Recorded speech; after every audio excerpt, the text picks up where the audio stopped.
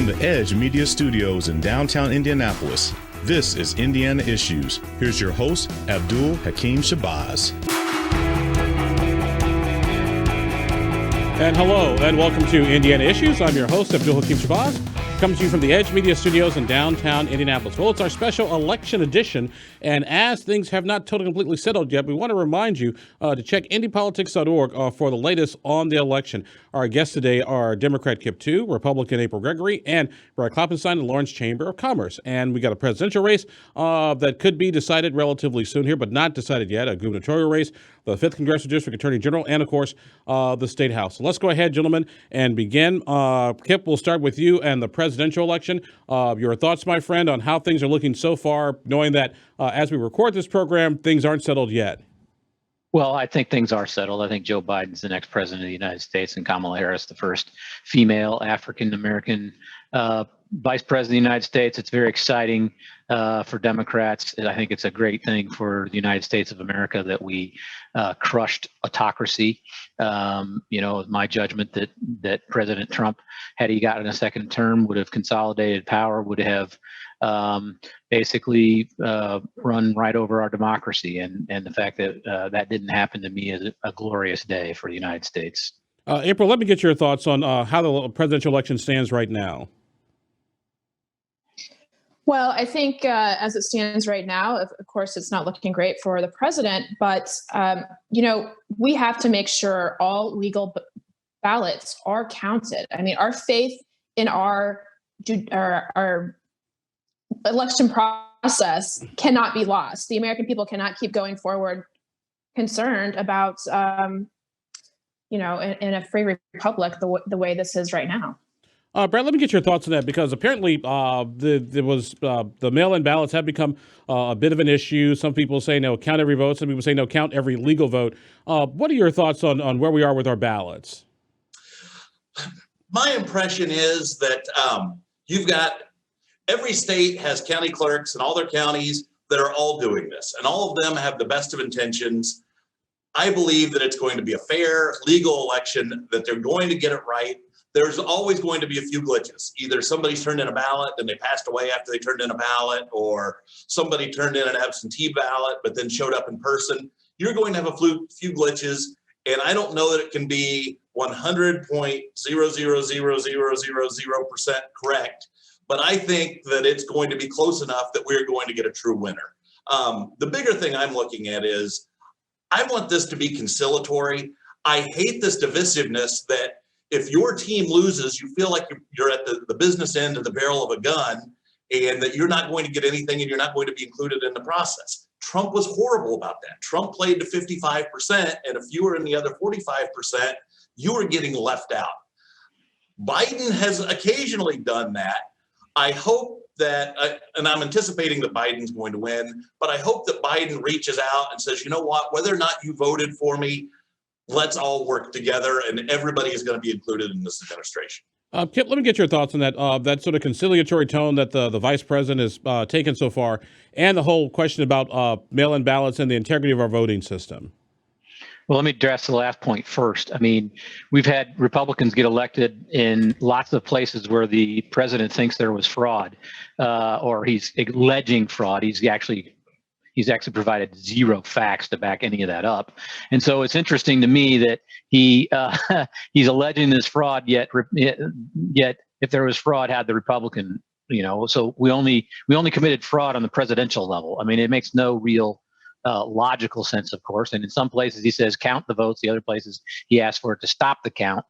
He was completely inconsistent. Look, in every jurisdiction, it's a bipartisan approach to counting the ballots. And I agree with April that we need to count only legal ballots. That's all that's happening now.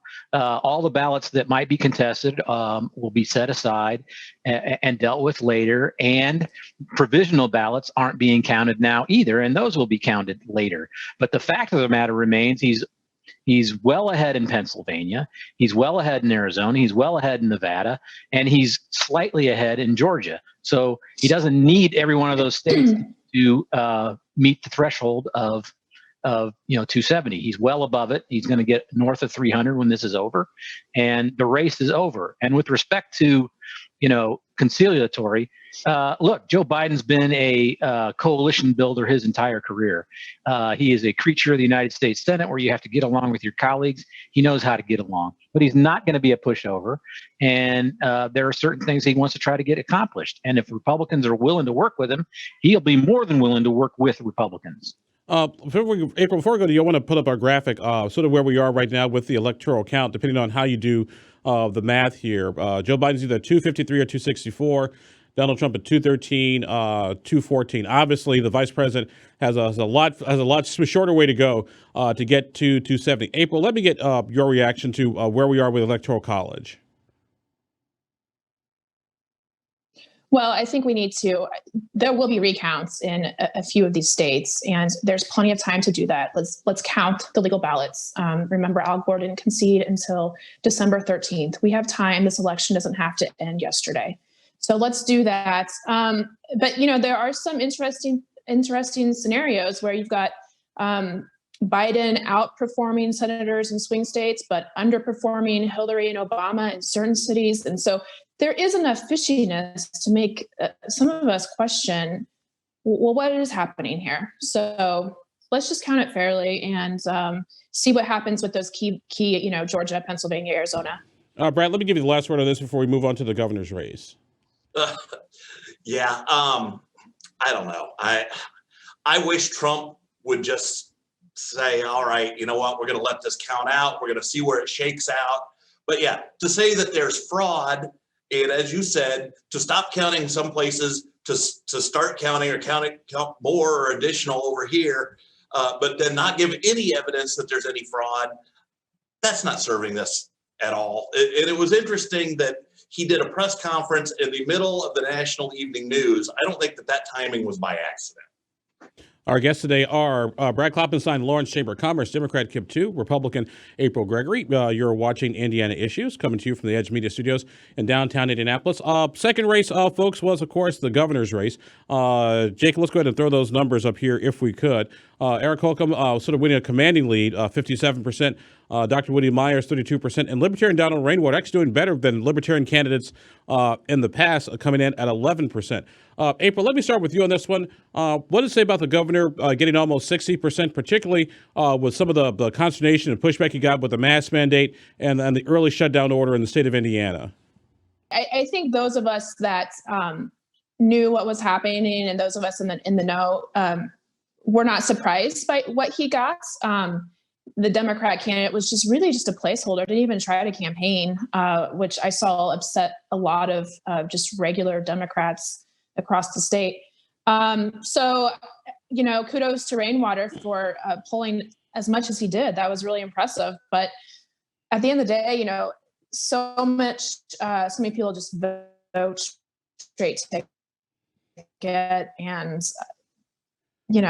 Holcomb does for the mask thing that upset people. He's done a lot of good, so it's not surprising. And there's more voters now than there had been before. Kip, let me get your thoughts on the governor's race. And what happened with Dr. Woody Myers? Was it the pandemic? Was it just not the ability to raise money? Because he majorly underperformed both Jonathan Weinzapple and Joe Biden. Well, we now know what the bottom is for the number of votes that a Democrat can get statewide in Indiana, because the Myers campaign was inept. I hate to beat up somebody when they're down, but the fact is he didn't raise enough money to get on TV in any significant way.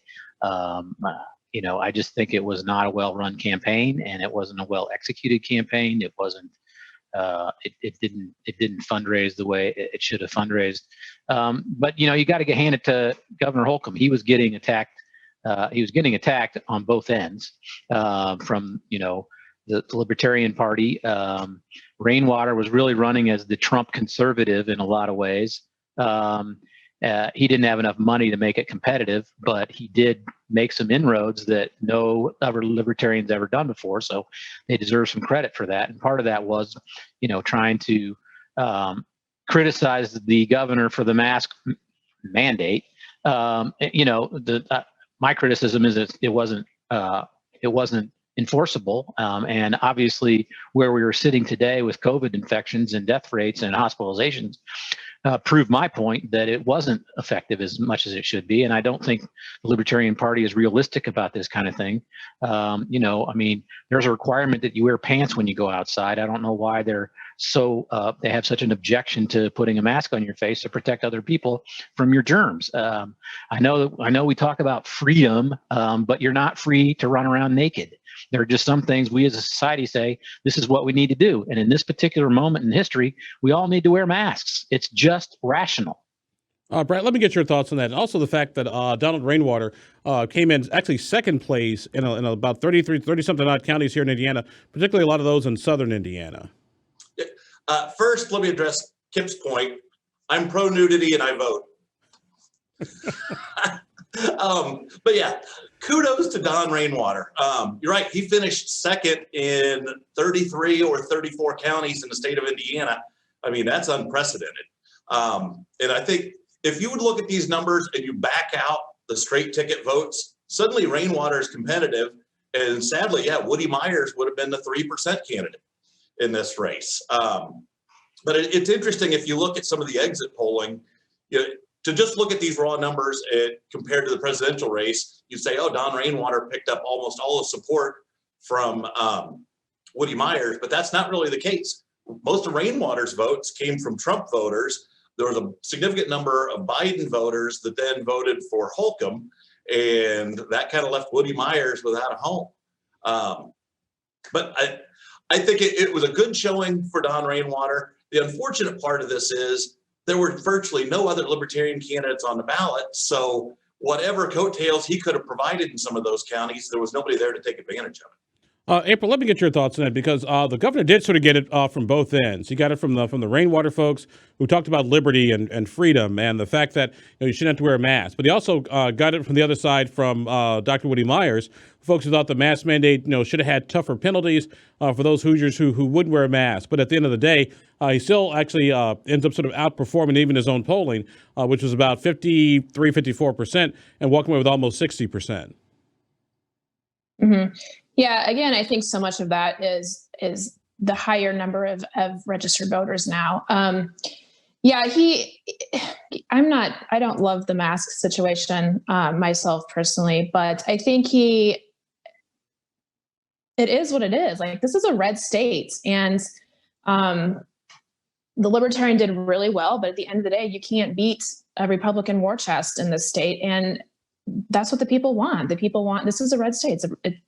I'm not surprised, that he got this much. So, Kip, let me ask you. The referendum on the Democrats. Yeah, Kip, let me ask you. So, what do the Democrats need to do now? There was a news conference earlier today with John Zodi saying he's not going to run again as chair, saying 8 years is enough. He was planning to step down anyway.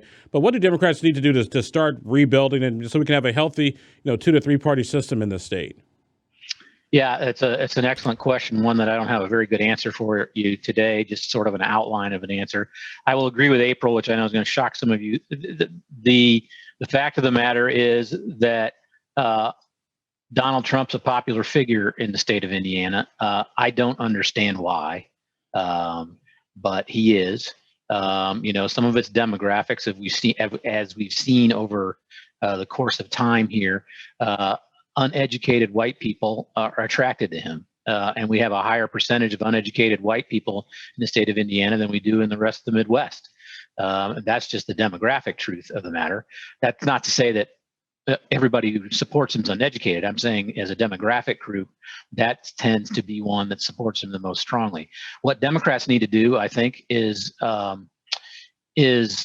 reorganize, find new leadership. We're going to have a big debate in our party about what that ought to be, and get past the Trump era. What I hope happens is that the folks who are the ardent Trump supporters, once he loses and leaves the stage, they leave with him.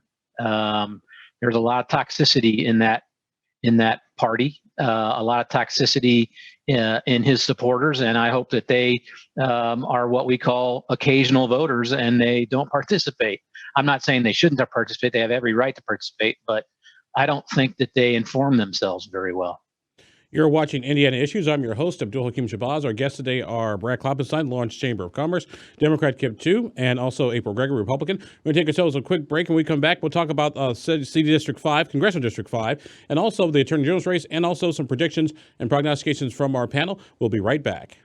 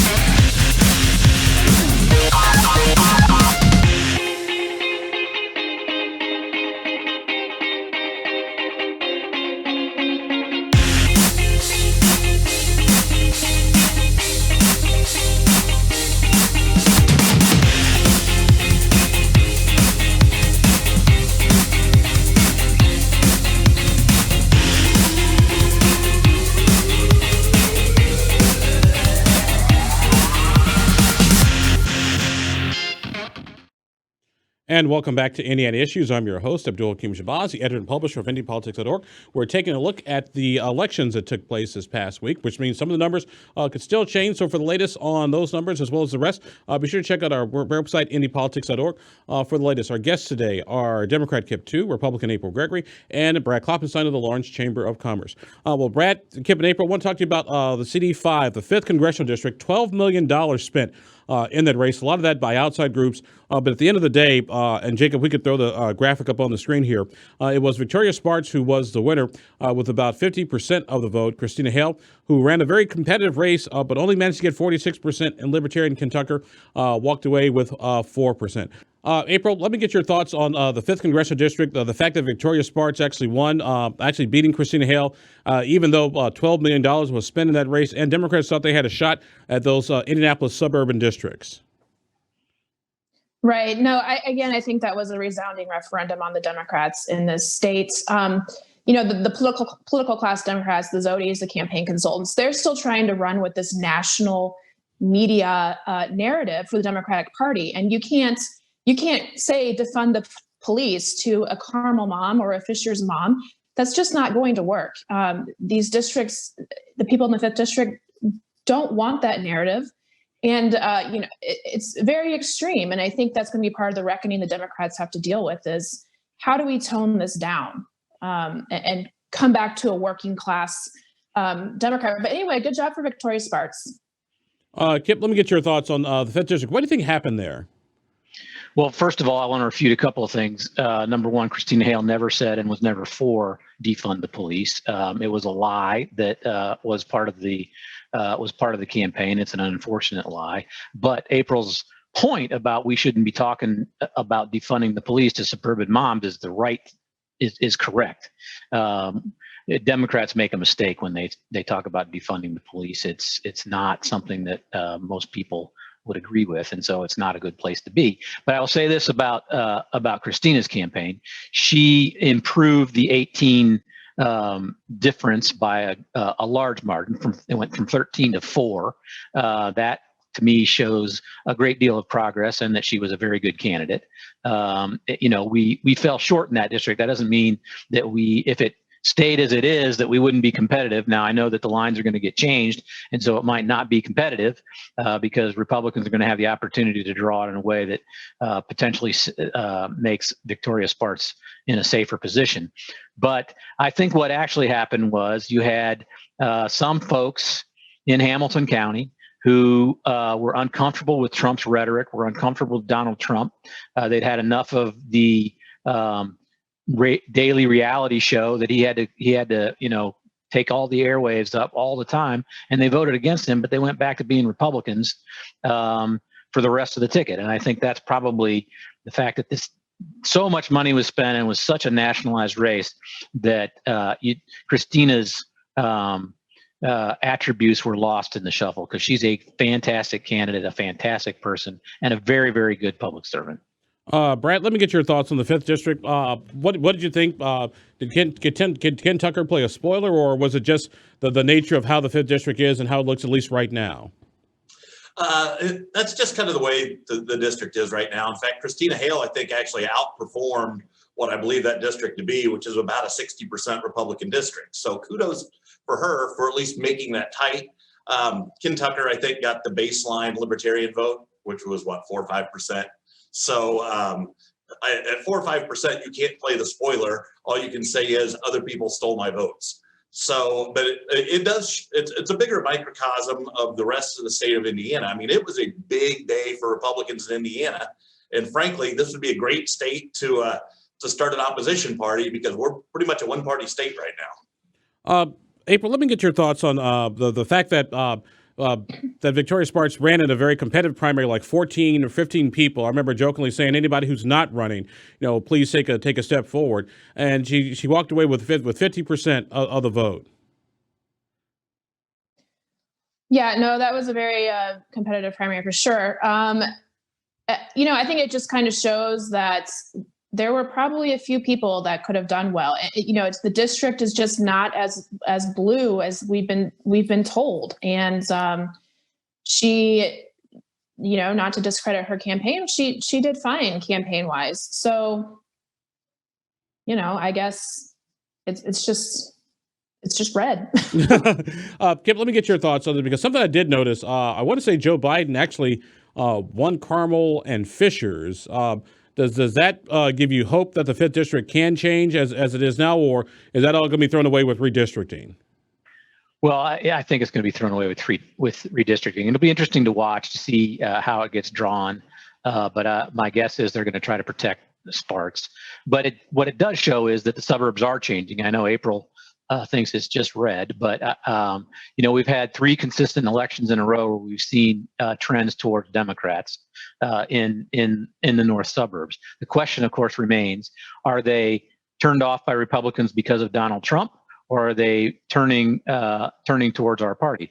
And we need to make the argument to those folks that they ought to turn to our party, but we can't be making it with arguments about defunding police. We have to be talking about what Christina talked about, which is we're going to protect your health care. We're going to try to create jobs for you. We're going to, make your life safer. We're going to actually attack COVID in a way that makes you safer. Those are the issues she talked about, and that's why she came close. Brad, let me get your final thoughts on the 5th District. It's going to be redrawn, and as Kip mentioned, I mean, it will be a safe Republican district in the future. It will be interesting to see, though, that when they redraw it, will be like the districts that we had from 2001 through 2010, where Marion County had 3 different congressional districts, and others kind of wove their way into central Indiana, or how that's going to be spread out. I mean, the only thing we know for sure is the 7th district is going to be wholly contained within Marion County, and the 1st district is going to have Lake County and maybe branch out a little bit from there. But I mean, it's all going to be up in the air. But I think when the dust settles, Indiana is going to have 2 Democrat congressmen or congresswomen, and they're going to have 7 Republicans, and not a whole lot's going to change moving forward. You're watching Indiana Issues. I'm your host, Abdul-Hakim Shabazz. Our guests today are Democrat Kip 2, Republican April Gregory, and Brad Klopfenstein of the Lawrence Chamber of Commerce. The remaining minutes we got left, folks, want to touch on a couple of things, the Attorney General's race and, of course, the Statehouse. In the Attorney General's race, it was Todd Rokita, former Congressman, Secretary of State, versus Jonathan Weinzappel, Mayor of Evansville. Rokita won with 65% of the vote. Jonathan Weinzappel just had basically 34% of the vote. Kip, let me start with you. Is this just sort of a baseline vote of just how Indiana automatically is, or was there something else going on here?